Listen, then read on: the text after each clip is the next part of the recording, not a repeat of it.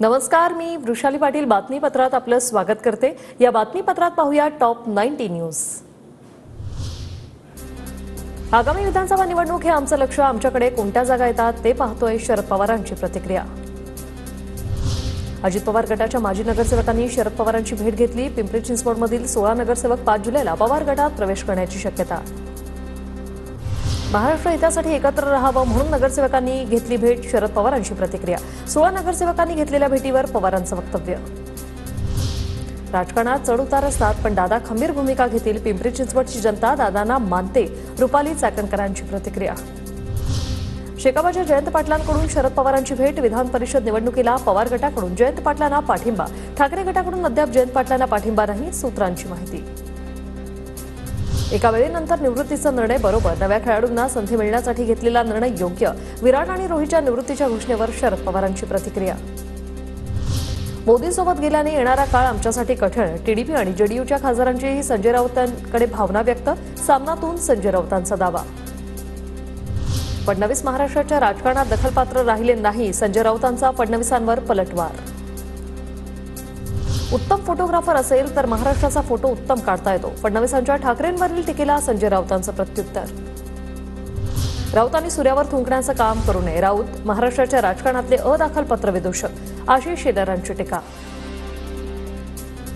एकनाथ खडसेंनी अधिवेशनात बोलावं, बाहेर बोलू नये, खडसेंना पक्षात यायची घाई, पण त्यांनी दुटप्पी भूमिका घेऊ नये। एकनाथ खडसेंची अर्थसंकल्पावर केलेल्या टीकेला गिरीश महाजनांचं उत्तर। सत्तेत आल्यानंतरही अजित पवारांवरील केसेस बंद नाही, भाजपला दादांना सोबत घ्यायचं नसेल म्हणून अडचणीत वाढ करतायत, वडेट्टीवारांचा आरोप।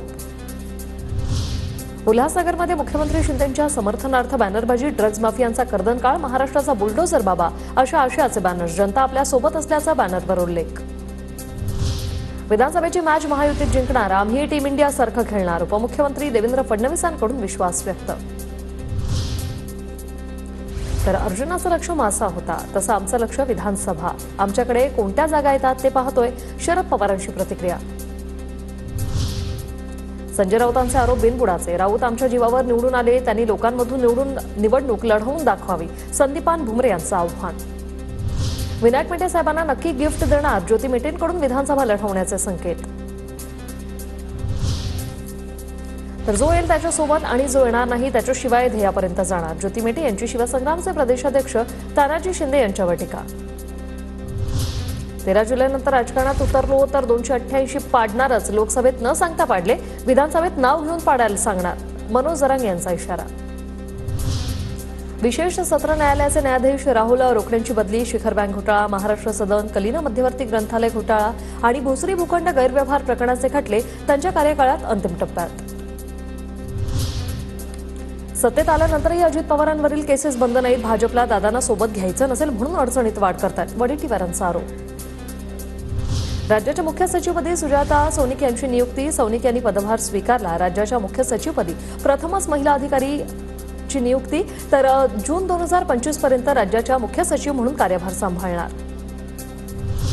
शिंदे फडणवीस सरकारला आज 2 वर्ष पूर्ण, गेल्या जुलै महिन्यात अजित पवारांच्या नेतृत्वात राष्ट्रवादीचे आमदारही सरकारमध्ये सामील। महायुती सरकारला 2 वर्ष पूर्ण झाल्यानंतर शिंदेंची फेसबुक पोस्ट, राजकीय वारसा केवळ रक्ताने नाही कर्तृत्वाने सिद्ध करावा लागतो, फेसबुक पोस्टमधून ठाकरेंना डिवचलं। आज जागतिक खोके आणि धोके दिवस साजरा होतोय, मुख्यमंत्री शिंदेंच्या पोस्टवर आदित्य ठाकरेंचा निशाणा। मुसळधार पावसाचा हवामान विभागाचा इशारा, बंगालच्या उपसागरात कमी दाबाचं क्षेत्र निर्माण झाल्यामुळे मोसमी पाऊस सक्रिय होण्याची शक्यता। पुण्यातील ताम्हिणी अभयारण्यात पर्यटकांना 30 सप्टेंबरपर्यंत प्रवेश बंद, पावसाळ्यातील अपघात टाळण्यासाठी वनविभागाचा निर्णय। कोस्टल रोड बोगद्यात BMW कारचा अपघात, दुर्घटनेत जीवितहानी नाही। पुणे आंतरराष्ट्रीय विमानतळावरील नवीन टर्मिनल खुलं होण्याचा मार्ग मोकळा, गृह मंत्रालयाकडून CISF मनुष्यबळ मंजूर। कोस्टल रोड ते वांद्रे वरळी सिलिंक मार्गिका सुरू होण्यास पावसामुळे विलंब, 10 जुलैचा मुहूर्त हुकणार। लांजा तालुक्यातील मुंबई गोवा महामार्गाचं आणि उड्डाणपुलाचं काम रखडलं, शहरात रस्त्यावर खड्डेच खड्डे, नागरिकांची तारांबळ। दादर रेल्वे स्थानक परिसरात महापालिकेची अतिक्रमण विरोधी कारवाई, महापालिकेची फेरीवाल्यांच्या विरोधात फेरीवाला मुक्त परिसर मोहीम। मुंबईत एमडीचा सर्वाधिक वापर, मुंबई पोलिसांनी 2 वर्षात 5,000 कोटी रुपयांपेक्षा अधिक किमतीचे एमडी ड्रग्ज केले जप्त। भंडाऱ्यातील डांबेविर्ली गवराळा शिवारात एका वाघिणीसह 3 बछड्यांचं दर्शन. वाघांच्या दहशतीमुळे शेतकऱ्यांची कामं खोळंबली. वनविभागाने बंदोबस्त करण्याची शेतकऱ्यांची मागणी. पालघर जिल्ह्यातल्या मोखाडा तालुक्यात बेरिस्ते गावात धक्कादायक प्रकार उघडकीस. नवीन रस्ता बनवण्याऐवजी जुनाच रस्ता दाखवत 2.5 लाख रुपये हडपले.